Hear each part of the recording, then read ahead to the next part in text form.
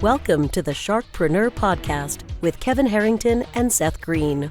Kevin Harrington is the inventor of the infomercial, one of the original sharks from the hit TV show Shark Tank, and has generated over $5 billion in TV and digital direct response sales. Seth Greene is the world's first trusted authority on cutting-edge direct response marketing, a best-selling author, and the only 3-time Marketer of the Year nominee. On the podcast, Kevin and Seth interview Sharkpreneurs who share straight talk on what it takes to explode your business. Why do so many businesses struggle while others seem to explode overnight? Do you wish you had the secret to this type of exponential growth? Now, I've scaled more than 20 businesses to over $100 million, and it's not just luck. In my new book with Mark Tim, Mentor to Millions, you'll learn the repeatable framework I use in all my business ventures for massive success. Order at kevinmentor.com and get over $1,000 in bonuses. Head to kevinmentor.com. Welcome to the podcast. This is your host, Seth Greene. Today, I have the awesome good fortune to interview somebody I consider a mentor and that I follow, Cameron Herold, known around the world as the business growth guru. At age 21, he had 14 employees. By age 35, he'd helped build his first $200 million companies. By the age of 42, he engineered 1-800-GOT-JUNK's growth from $2 million to $106 million. He's got multiple best-selling books, including Double Double, Meeting Suck, Vivid Vision, Free PR, The Miracle Morning, and my favorite, The Second in Command, How to Get the Most Out of Your COO. Cameron, thanks so much for joining us. Of course, Seth. Thanks for having me. I appreciate it. Our pleasure. So let's go back in time. You helped grow 1-800-GOT-JUNK from 2 million to 106 million, and then you chose to step aside. Kind of. I was the second in command. I joined Brian as his 14th employee. When I left, we had 3,100 employees system-wide, and I had helped the company go from 2 million to 106 million in that 6.5 years. Brian and I met one Thursday morning, 30 minutes before the leadership team meeting, as we usually did. And I ordered my traditional eggs Benedict, and he ordered a grapefruit. I went, grapefruit? You've never ordered grapefruit? And he was my best friend. I mean, he's never ordered grapefruit. What the fuck are you doing ordering grapefruit? And I'm like, I'm totally getting fired. And the first thing out of his mouth was, I think it's time that we part ways. You were the right guy to take us to 100 million, but I know you're not the guy to take us to the billion.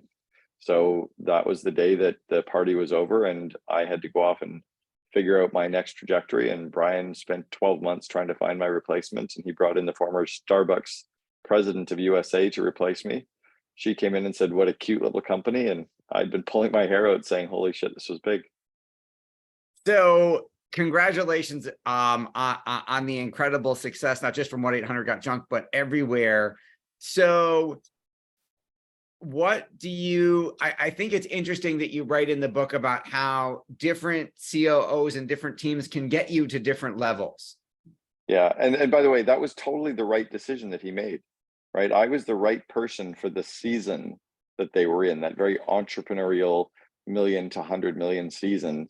Their current COO, Eric Church, he and I have been friends for 35 years. We started a fraternity together in Ottawa, Canada in 1987. I was president year 1, he was president year 2. Eric has been an amazing COO from the 100 million to 450 million, but he would have been horrible in the 6.5 years that I was there because he didn't have the skill set to take it to the 100 million mark. He did have the skills to go from the 100 to 4. So it's a really strange role in trying to find the right person who fits you culturally, fits the skill set, and is there for the right season that you're in that company as well. Because you could certainly be the right person, the right skill set, but the wrong time, right? Or you could be the right person, but in the wrong company. You know, I've been running the COO Alliance now for 6 years. We've got members from all over the world. I've interviewed 285 COOs on my Second in Command podcast. I would be a horrible COO for 95% of their companies because I either don't match the right season that they're in, or I don't have the skills that match the weaknesses of their CEO, right? Maybe it's a CEO who needs someone to run finance. That's a weakness of mine. Maybe it's one. So you have to have the right skills. You have to match the culture. You have to match the CEO. It's a really tough role to hire for. So that segues into the bulk of today's interview. What inspired you to start? What is the COO Alliance for our folks who don't know, and what inspired you to start it? Yeah, the COO Alliance is a network and a community of second in commands from all over the world. We've got members from 17 countries. We've been meeting for 6 years now. We have one monthly event every month of the year for 3 hours online, and then we do 2 in-person events that are 2.5-day events. The next one's being held at MIT. And these COOs, typically about 40 million in size, but they need at least 5 million to qualify for being a member. And they can be any title. They could be a COO, VP operations, as long as they're the second in command of the CEO. So that's what it is. The reason that I started it was I actually had 3 clients that I was coaching, and their COOs asked me if I would pull together a group of COOs of my coaching clients so they could actually get to know each other and brainstorm. And I threw up a 1-page landing page and said, for $6,700, you can come and hang out for 3 days. And 25 hours later, we had 20 or 11 people signed up to come. So right out of the gate, we knew we had a model. And then after that 3-day event, where all we did was share war stories with each other and do presentations to each other, 9 of the 10 of them wanted to continue meeting. So we knew we had the right model, the right market fit, the right price point. Congratulations on that. Again, another successful venture. Why do you think it is that the COO position is so hard to hire for and so hard to keep it successful? It's hard to hire because the CEO really needs to know themselves first, right? They need to really own it. What are their own personal strengths? What are their weaknesses in terms of the business day to day? What are the areas of the business that feed them with energy? What are the areas of the business that drain them of energy? And then what really needs to get done over the next 1 to 3 years? And can they find the right person who's done it before, who matches their behaviors, who kind of is a good yin and yang fit for them as the CEO, and who matches the rest of the leadership team, and who wants to come in and do it for the right comp, right? So you've got all these little pieces that are very, very difficult. What's different from the COO position versus, let's say, the head of finance, if you're the head of finance, you can be the head of finance for most companies, right? If you're the head of marketing, you can be the head of marketing for most companies, the head of IT, the head of engineering, the head of customer engagement, the head of HR. But the COO is literally completely different in every single company. That's why it's tough. Amen to that. Now, Brian had to figure out and decide on and come up with the assessment that you weren't the right guy to go from, let's say, 100 to 400 million. Mm-hmm. How do we as a CEO, as a company founder, become aware of where we are, what season we're in, what skill sets we need to compensate for? Because I love in the book that you're talking about, you don't want to hire someone whose strengths match yours to be your COO. We're specifically, hopefully, trying to hire someone to complement our weaknesses. Did I get that right? Exactly. Now, what Brian started to notice was the things that made me strong in the first 6 years were things like I was very entrepreneurial. I could literally make it up on the fly and make decisions very quickly. And I could draw on my experience of having built a couple of other franchise organizations. And I was very good at attracting people, retaining people, and growing people. You know, all of those and starting departments, all of those things were really, really good. When we get to the 100 million mark, I had to be strong at matrix decision making, which I wasn't. I had to be much stronger at leading much more senior people, which I wasn't. I had to slow down things and get more people involved in decisions because we had to be a little bit more strategic with our decisions. You know, we were operating in 4 countries and 330 cities, 13 operating P&Ls. You can't be that entrepreneurial, make it up on the fly and tell people what you're doing as you're running down the hallway. You need to kind of, and I wasn't good at slowing it down. I also needed to become more corporate in a way. And I really wasn't corporate. I was very entrepreneurial. For him, he needed somebody with that new set of skills so that they could take the company to the next level, so that he could continue to be him, right? Continue to be culture, continue to be vision, continue to be plugged into what was happening in the market and with growth, but really needed a different person to actually scale it. how do we, and as CEOs and as COOs, we grow and evolve over time, right? You talk about investing in your personal growth and personal development, all the masterminds, for example, that you and I have been a part of. How do we as a CEO identify what we need help with now? And how do we find someone whose skill sets match what we're needing assistance with? You know, it's interesting that you mentioned some of the masterminds. I think you and I first met at the Genius Network, maybe 8 or 9 years ago. I remember sitting chatting with you at lunch one day. And by CEOs plugging themselves into those communities and networking with other CEOs, and I think every CEO, by the way, should be a member of 2 mastermind groups, because it's kind of like ideas having sex, right? If you're just in one all the time, it's the same people circulating the same ideas. But when you take ideas from 2 very disparate groups, those ideas spawn into something else.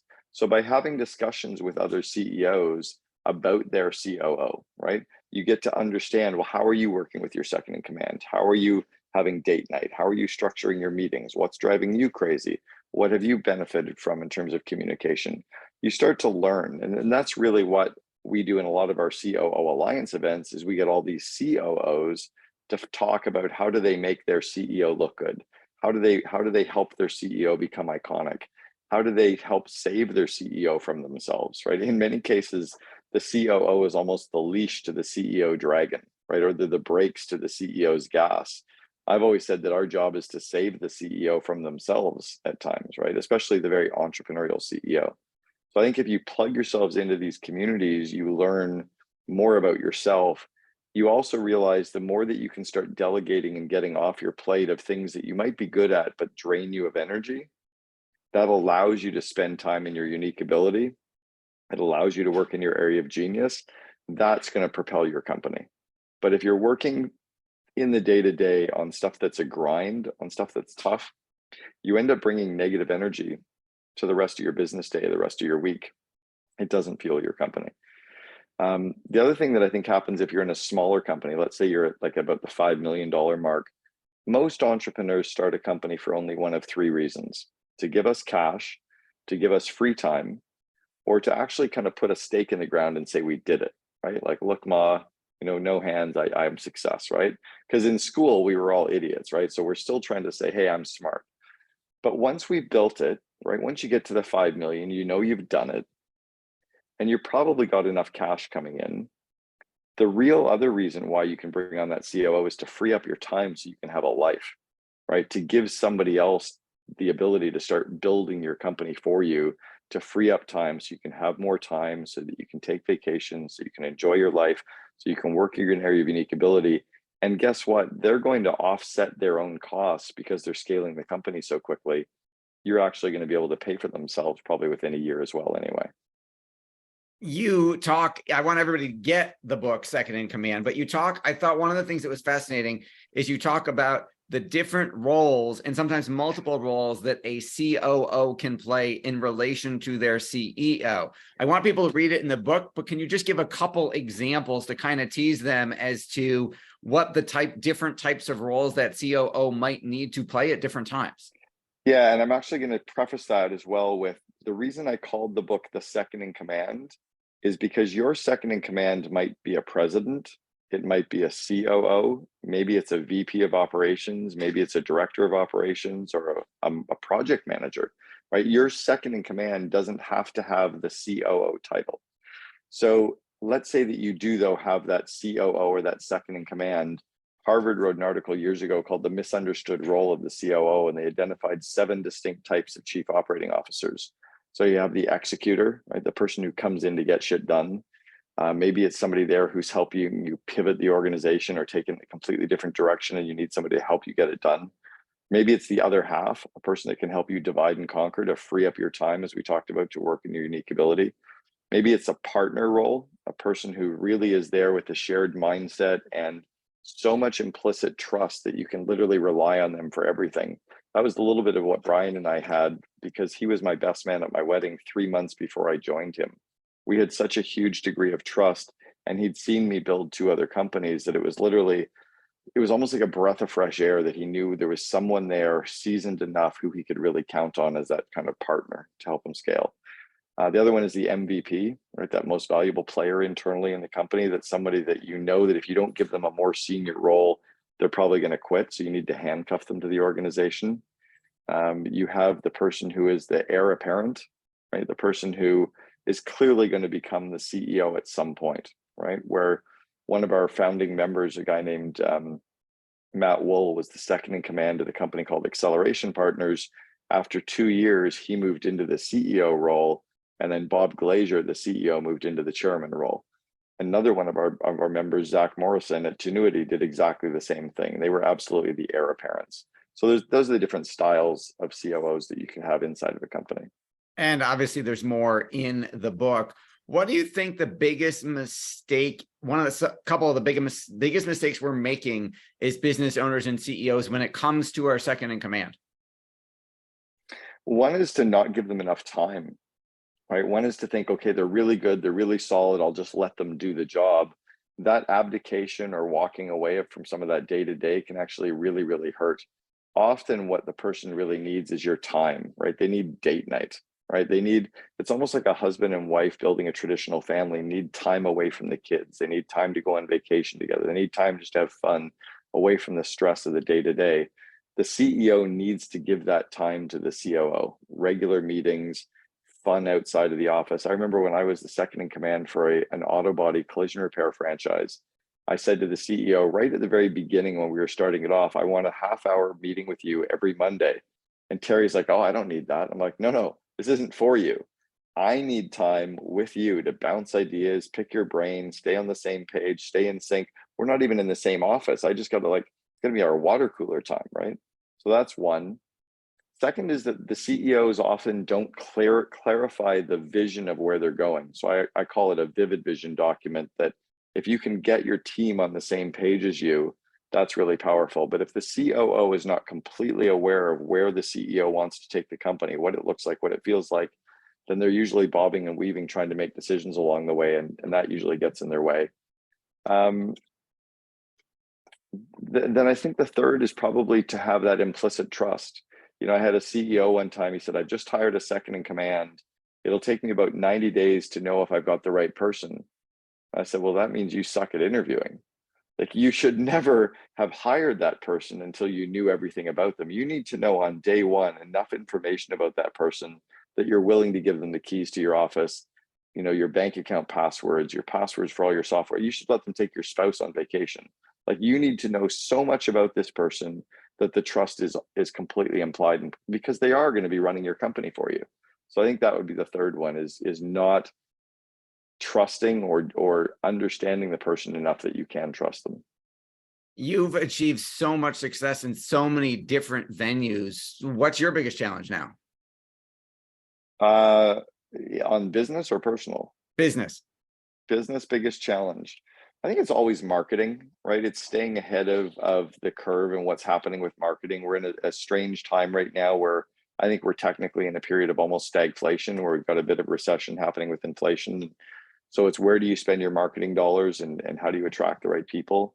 I'm becoming more and more convinced that our marketing has to be into running really great events with really great speakers so that our members just love it and stay and renew and refer, versus marketing. I think marketing is probably the big challenge. Your passion is obvious. What do you like best about what you're doing now? Well, I've really designed it. So I'd say it's not what I'm doing. It's how did I design my life to be able to have this happening? My wife and I decided 2 years ago to just start traveling the world. So we sold everything, and we've been full-time on the road. I'm talking to you right now from Spain. Tomorrow we leave and we head off to Iceland. In 2 weeks, I'll be up in Alaska with my 2 kids. So we're constantly on the road and traveling and exploring the world. And I like that I've been able to design businesses that fit into that, so that I can have a life first and time with my spouse and my kids and my friends and myself, and still run really great businesses that really serve a great need. That is absolutely incredible. We know your time is incredibly valuable. We appreciate you spending it with us while you're overseas. For our folks watching and listening who want to learn more, where is the best place for them to go to learn more about you? And where is the best place you want them to go to get the book? Yeah, all of my books, including The Second in Command, are available on Amazon, Audible, and iTunes. And love to get some more reviews. When you read them, please leave reviews. they should definitely check out the COO Alliance, and then also check out a new company that I just launched called the Ops Spot. And that's for anybody in your company that works in any operations roles. If it's a director of ops or a ops manager, VP operations, great place to put those people to grow their skills. I've always believed that the more we grow the skills of our people, the more they'll grow our company. And then lastly, my course, Invest in Your Leaders, it's called investinyourleaders.com, is all of the core skills that I've used to grow the leadership teams on all of our companies in the past. It's kind of a giveaway to get your people involved in that too. Awesome. Well, we greatly appreciate your time. Again, we know it's incredibly valuable. This has been Seth Greene for Sharkpreneur with Cameron Herold. Cameron, thanks again for joining us. Of course, man. Appreciate it. Good to see you. Good to see you. Thanks, everybody, for watching or listening. We will talk to you or see Do you you next need money time. to fund your idea, product, or service? Are you ready to take your business to the next level, but need capital to get it done? Kevin Harrington has heard more than 50,000 pitches and knows how to help you make the perfect pitch to get the funding for your entrepreneurial dream. He's distilled the process down in his perfect pitch cheat sheet, and it's yours for free. Just text PITCH to him right now at 727-888-2100. Text PITCH to 727-888-2100 right now and claim your free perfect pitch cheat sheet. Text PITCH to 727-888-2100 to start funding your dream today. This show has been produced by Market Domination, LLC. To discover how you can have your own show completely done for you and turn it into a real published book and become the authority in your marketplace, go to www.marketdominationllc.com/podcast offer. 49 faces looked to him in triumph. Over the last 12 months, they had each taken turns and promoted his business for a week at a time, driving over $987,342 in revenue. What if you had a network of 50 centers of influence who promoted your business every week for a year? Grab your copy of the #1 Amazon best-selling book, The Ultimate Guide to Growing Your Business with a Podcast, at 33% off the Amazon price by going to ultimatepodcastbook.com. Again, that website for 33% off the Amazon price is ultimatepodcastbook.com.